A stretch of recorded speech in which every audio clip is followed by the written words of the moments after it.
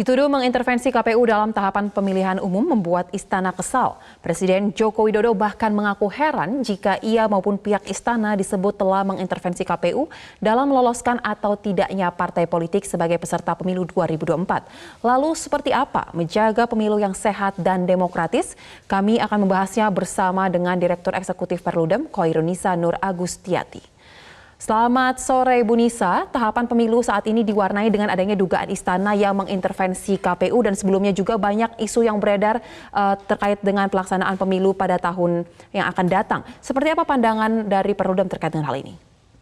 Ya, selamat sore Mbak. Ya memang beberapa minggu belakang gitu ya, atau mungkin setidaknya sebulan terakhir ini kan memang marak muncul di media ya adanya dugaan kecurangan ya saat proses verifikasi faktual partai politik peserta pemilu.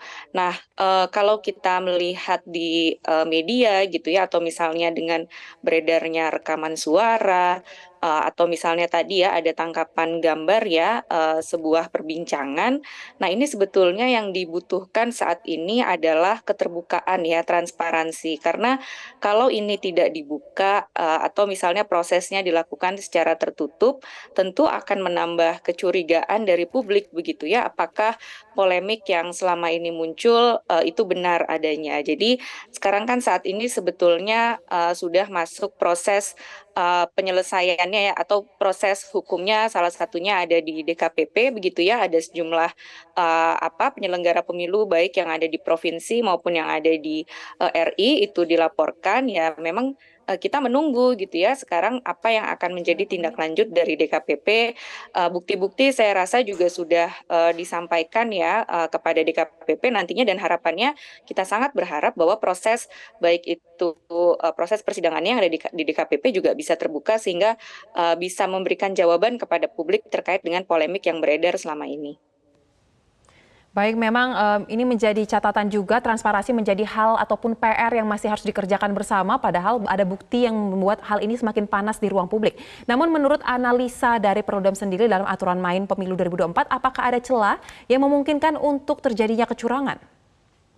Iya, yang namanya proses atau tahapan pemilu tentu bisa saja celah itu ya, orang kalau mau berbuat curang kan bisa saja melakukannya gitu ya di setiap tahapan pemilu. Misalnya dalam tahapan verifikasi kan memang kita tahu bahwa syarat untuk bisa lolos menjadi partai politik itu syaratnya sangat berat gitu ya, apalagi misalnya partai politik yang belum menjadi partai politik besar atau partai politik baru untuk bisa punya kantor misalnya di seluruh provinsi, di kabupaten kota, di kecamatan, punya anggota, dan membuktikan itu kan apalagi kalau belum memiliki data anggota yang rapi gitu ya, data anggotanya tidak dirawat, tentu akan sulit bisa memenuhi ini, dan di sini bisa jadi ada potensi kecurangan gitu ya, apalagi kalau misalnya proses pengawasannya tidak dilakukan secara ketat gitu ya, tahapan di setiap tahapan verifikasi. Misalnya verifikasi itu kan dilakukan door to door ke rumah-rumah yang mungkin saja dalam tahapan verifikasi ini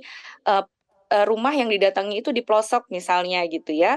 Ini kan sulit sekali gitu. Kalau kemudian tidak ditemukan orangnya, bisa jadi potensi kecurangan itu ada gitu karena sulitnya syarat untuk menjadi partai politik peserta pemilu.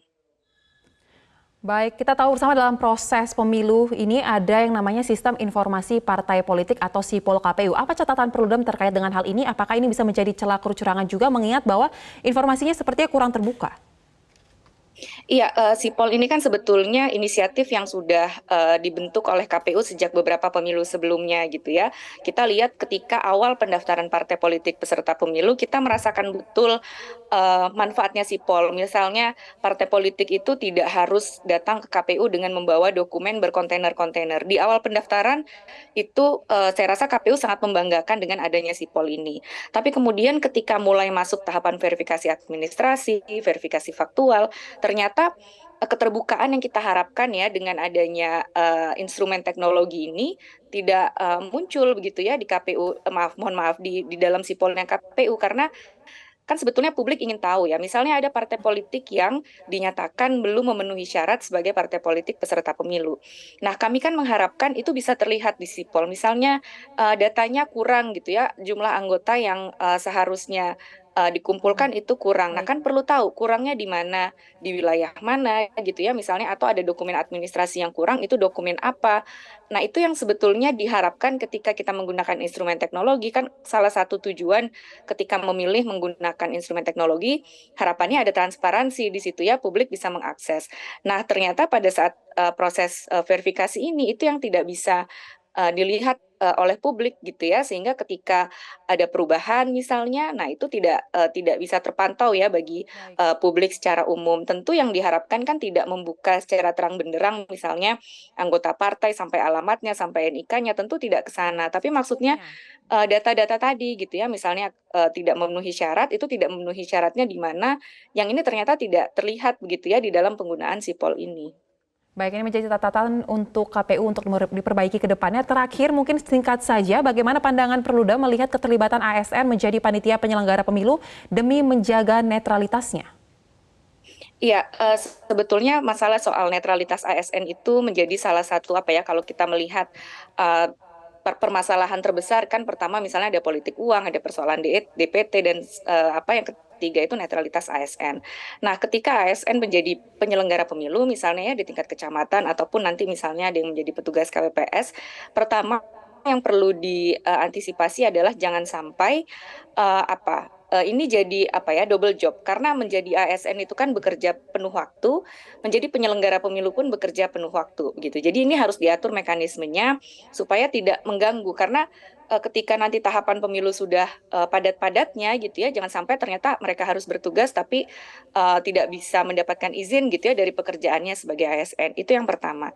Nah, menjaga netralitas ini juga menjadi hal yang penting gitu. Kita tidak ingin apa ya yang namanya penyelenggaraan pemilu ini dianggap tidak netral karena ASN-nya apa ya ikut juga dalam tanda petik bermain karena rentan sekali ya ASN itu kan apa di dalam laporan ke ASN misalnya salah satu hal yang ke ASN itu dinilai tidak netral adalah ketika di media sosial gitu ya terkadang kita tidak sadar gitu ya like sebuah postingan atau membuat komentar sebuah postingan itu ternyata bisa dinilai sebagai sebuah bentuk ketidaknetralan dari seorang ASN. Nah, ini yang perlu Baik. rambu-rambu ini gitu ya, rambu-rambu ini yang perlu untuk diperhatikan Baik. bagi para ASN yang kemudian menjadi penyelenggara pemilu dan yang tidak kalah penting adalah eh, semakin menguatkan peran dari komisi ASN ini, KASN ini, karena kan ada Baik. pengawasnya.